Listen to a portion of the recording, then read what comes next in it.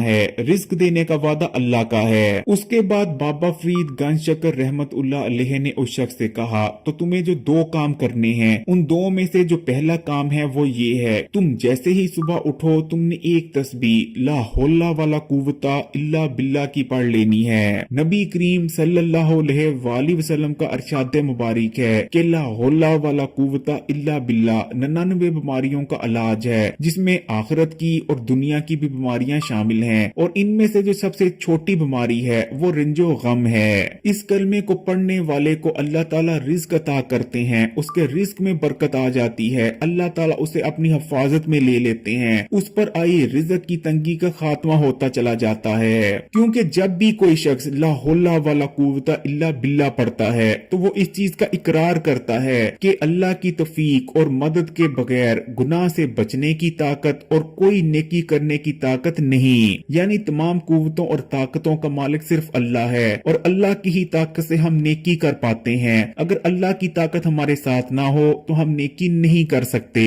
बाबा फरीद गंज चक्कर रहमतुल्लाह अलैह ने उस शख्स से मजीद कहा कि जैसे ही सुबह उठने के बाद तुम एक तस्बीह ला हौला वाला कुव्वता इल्ला बिल्ला की पढ़ लो, तुमने जो दूसरा काम करना है, तुमने परिंदों को पानी और दाना डालना है। जितनी भी तुम्हारी तफीक और हसीयत है, तुमने अपनी हसीयत और तफीक के मुताबिक परिंदों को दाना डालना है। अगर तुम्हारे पास पैसे नहीं तो तुम दाना ना डालो, परिंदों को पानी डाल दो। लेकिन अगर तुम्हारी हसीयत है कि तुम परिंदों को दाना डाल सकते हो तो तुम दाना और पानी दोनों डालो। परिंदे मासूम होते हैं, इसलिए अल्लाह ताला परिंदों की दुआ सुनता है। और इसी तरह अगर तुम्हारी किस्मत में बहुत कम रिस्क लिखा हुआ है, जब तुम परिंदों को दाना और पानी डालना शुरू कर दोगे तो परिंदों का रिस्क तुम्हारे रिस्क के साथ जुड़ जाएगा। और अगर तुम्हारी किस्मत में बहुत कम रिस्क लिखा हुआ है तो तुम्हें परिंदों की किस्मत का रिस्क मिलना शुरू हो जाएगा, क्योंकि उनका रिस्क तुम्हारे साथ वाबस्ता है। उस गरीब शख्स ने बाबा फरीद की बातों पर अमल किया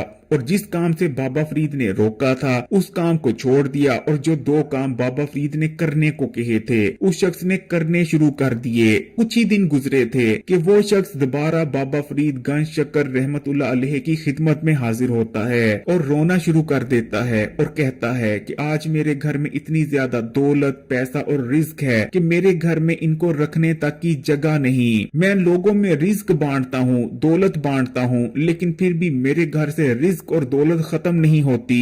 इसलिए प्यारे बहन भाइयों, अगर आप भी रिस्क और दौलत के हवाले से परेशान हैं तो बाबा फरीद गंज चक्कर रहमतुल्लाह अलैह के बताए एक काम को छोड़ दें और अल्लाह पर तवक्कल रखें, और जो दो काम बाबा जी ने बताए हैं उन्हें करना शुरू कर दें। आप खुद देखेंगे कि दिनों में आपके हालात कैसे बदलना शुरू हो जाएंगे। आप बहन भाइयों से यही गुजारिश है कि अगर वीडियो अच्छी लगी तो कमेंट्स में माशाल्लाह